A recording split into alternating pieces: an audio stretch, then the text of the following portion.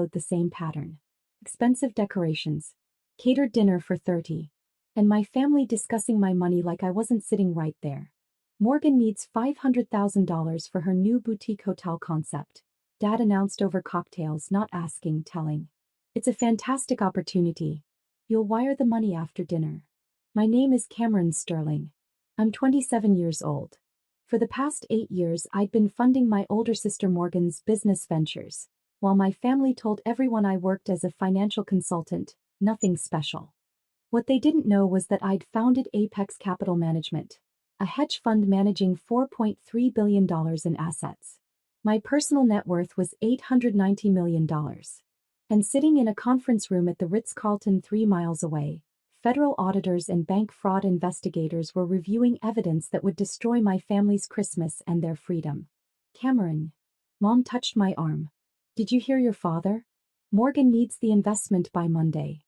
I heard, I said quietly, sipping my wine.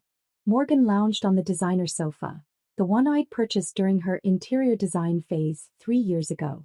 That venture had cost me $800,000 before she quit after 8 months. Before that was the organic cosmetics line, $1.2 million, failed in 6 months. The artisanal bakery, $600,000, closed in 4 months. And the yoga studio chain, $2.4 million, bankrupt within a year. Every failed business funded by me. Every loss blamed on bad timing or market conditions. Never on Morgan's complete lack of work ethic or business sense. This hotel concept is different, Morgan said, scrolling through her phone. Boutique luxury in the Hamptons. I've already found the perfect property. Only $3.2 million. I nearly choked on my wine. $3 million. Well, $500,000 for the down payment, she clarified. You can finance the rest.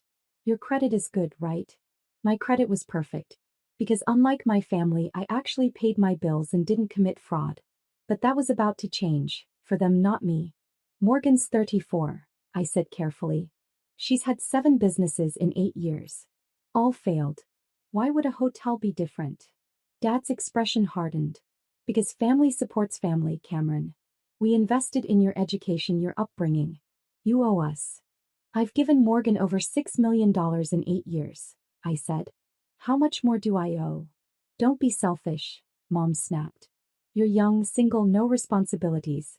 Morgan has a lifestyle to maintain. Morgan's lifestyle included a penthouse apartment, $8,500 monthly rent I paid, a Range Rover, $1,400 monthly payment I covered, and a wardrobe that cost more than most people's annual salary. All funded by me while she found herself, through failed business ventures. My younger cousins, Jake and Sophie, sat quietly in the corner watching the conversation like a tennis match. They were in college, working part-time jobs, actually earning their way.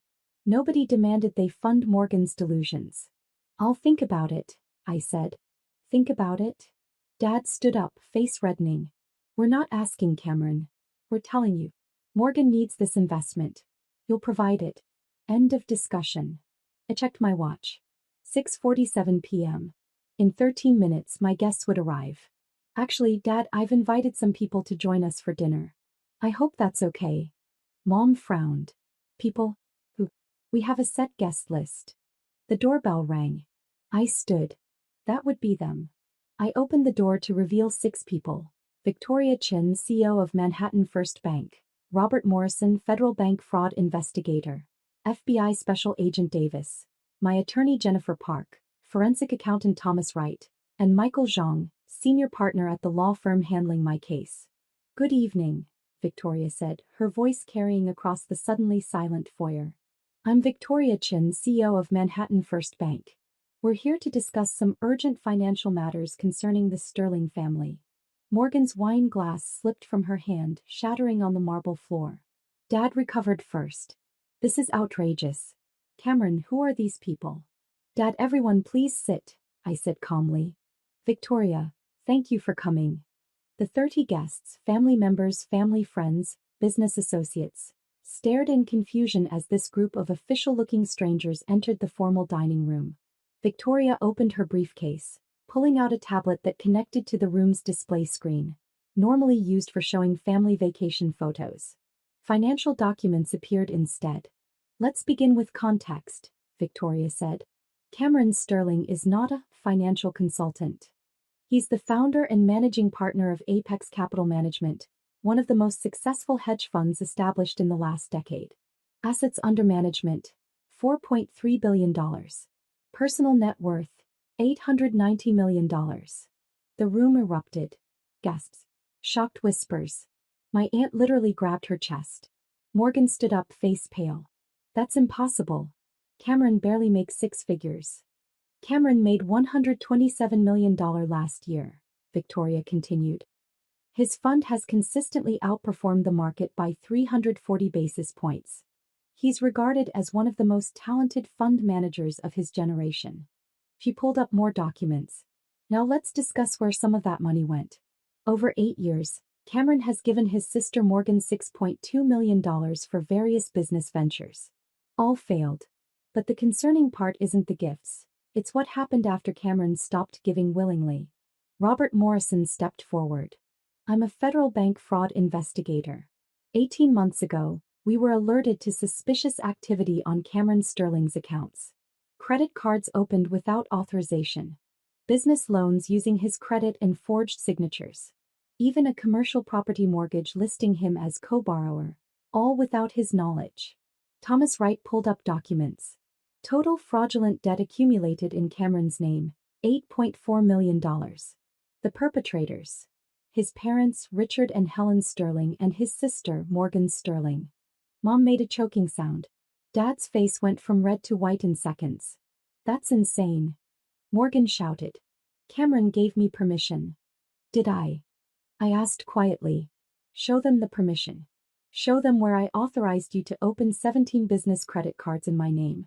Show them where I agreed to co-sign a $2.8 million commercial mortgage for a property I've never seen. Agent Davis opened his folder. We have security footage from 9 different banks showing Morgan Sterling and Richard Sterling signing loan applications in Cameron's name. We have handwriting analysis confirming forgery. We have electronic records proving the applications originated from the Sterling family IP addresses.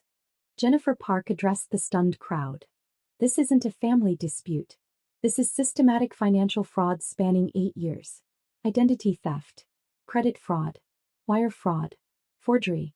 These are federal crimes carrying sentences of up to 30 years. We're his family. Dad found his voice.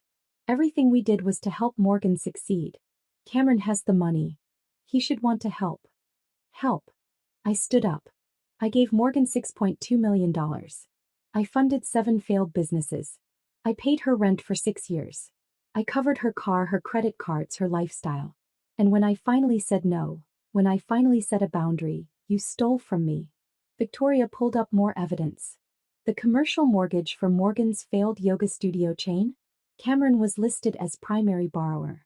He didn't discover this until the business defaulted and the bank came after his assets. That's when he contacted me. We've spent 18 months documenting everything, Thomas said. Every forged signature. Every fraudulent account. Every loan taken in Cameron's name without his knowledge. The evidence is overwhelming. Robert Morrison pulled out arrest warrants. Richard Sterling, Helen Sterling, Morgan Sterling, you're under arrest for conspiracy to commit bank fraud, identity theft, wire fraud, and forgery. No. Morgan screamed. Cameron, please. Tell them this is a mistake. It's not a mistake, I said. You stole $8.4 million from me. You forged my signature dozens of times. You put my entire fund at risk because when Morgan's businesses failed, which they always did, the creditors came after me. Agent Davis began reading Miranda rights as he handcuffed my father. Mom was crying. Morgan was screaming. And 30 guests recorded everything on their phones. My aunt stood up. Cameron, how can you do this? On Christmas Eve? To your own family? How could they commit federal crimes for 8 years? I countered. How could they steal millions while telling everyone I was barely scraping by? How could they put my entire life's work at risk to fund Morgan's delusions? Jennifer addressed the crowd. For those wondering about the severity, the commercial mortgage default alone could have triggered a complete audit of Cameron's fund. If the SEC had discovered he was listed as co-borrower on a defaulted commercial loan, It could have destroyed his fund's credibility and cost his investors billions. I didn't know it would do that. Morgan sobbed as Agent Davis cuffed her. You didn't care, I said flatly. You never asked what I did for a living. You never asked if I could afford your requests.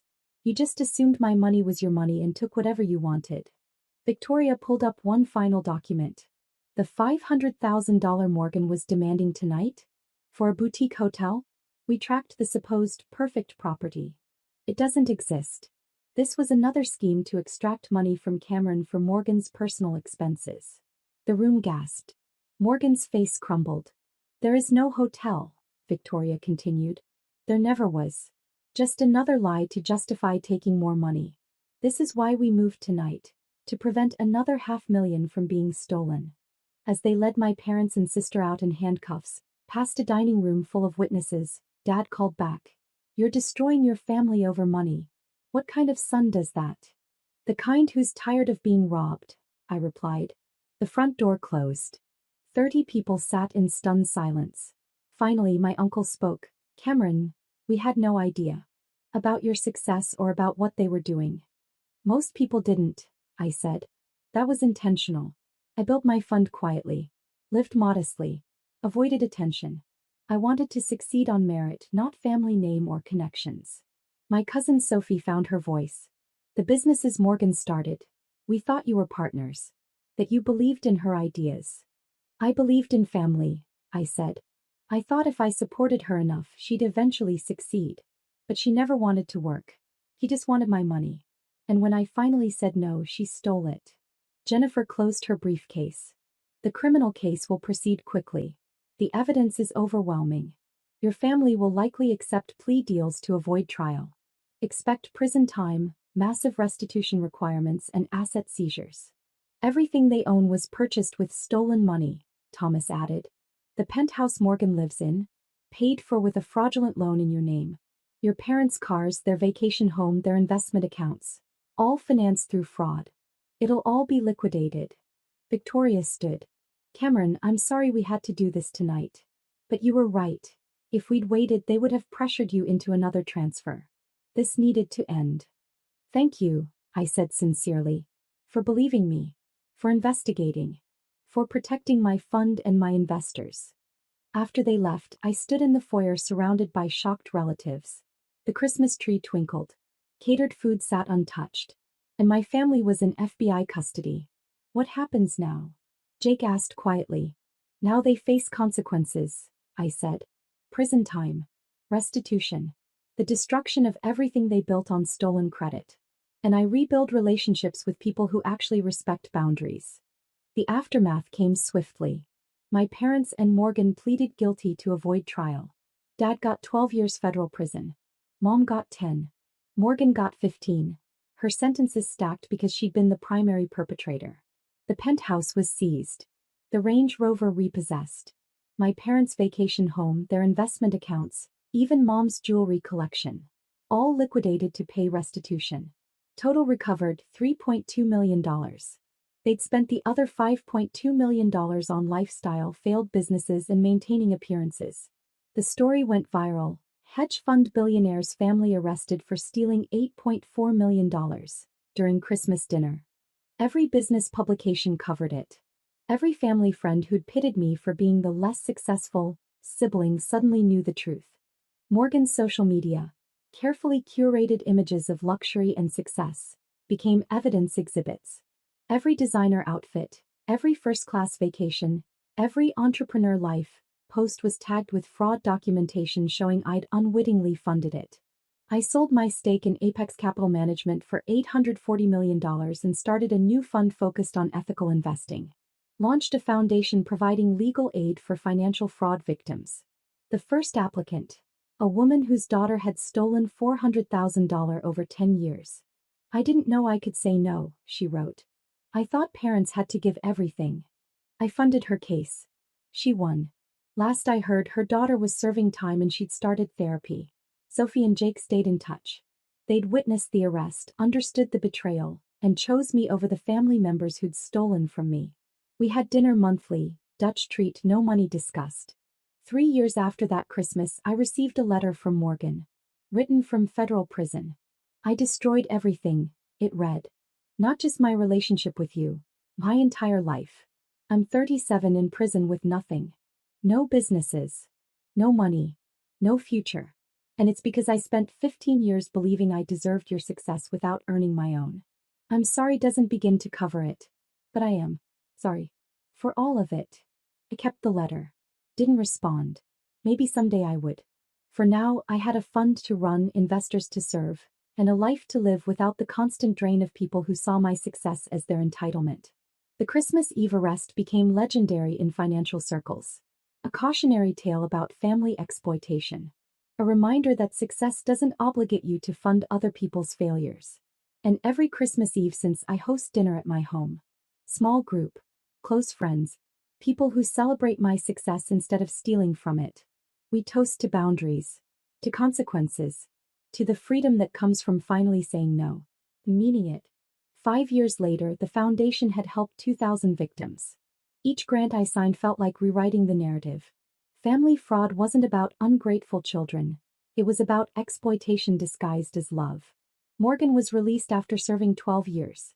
She didn't contact me. According to Sophie, she worked at a coffee shop, lived in a studio apartment, attended financial literacy classes.